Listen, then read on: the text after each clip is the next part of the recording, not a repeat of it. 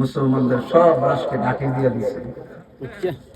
হ্যাঁ, এর লেগে ইরানে সেচ্ছে গজা ওই ঘাঁটি আগে উড়াই দিয়েছে। ঘাঁটি গুলা না দিত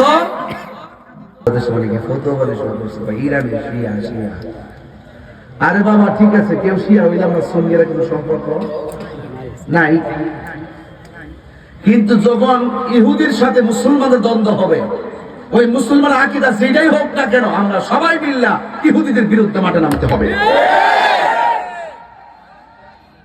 এই কথাগুলো অনেকে বুঝতে চাই না। উল্টা পাল্টা কথা বলা সহজ, বুঝা কথা বলা বড় কঠিন। যা মন চায় তা বলা সহজ, কিন্তু বুঝা কথা বলা কঠিন।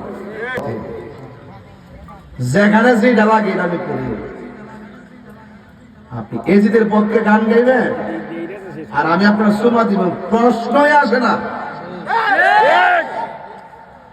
কাফের চাইতে মুনাফিক আরো খারাপ। মুসলমানদের সব রাষ্ট্রকে ঘাঁটি দিয়ে দিছে।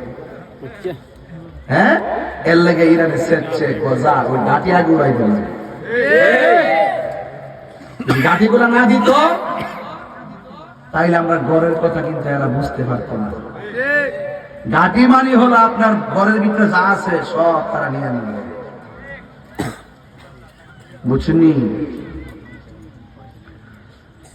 সজাগ করে ঘুমে থাকা মানুষকে সজাগ করা সহজ, কিন্তু সজাগের ভান ধরে যে ঘুমায় তারে সজাগ করা বড় কঠিন। ঘুমের ভান করে যারা, ভান করে সজাগ থাকে, এদেরকে জাগানো বড় কঠিন। দেখবেন মুনাফিকরা এমন ভাবে আপনাদের চলবো, মালা আসেন একটু দূরে গেলে ঠিক এভাবে ইমাম হুসাইন বলছে, আপনি তাড়াতাড়ি আমার মধ্যে আসেন, আমরা আপনার কাছে মুরিদ হমু।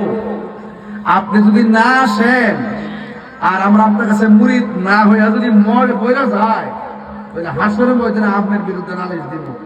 বাপ রে বাপ, সিটির ভাষা কি পুরা কলজার টুকরা দিল।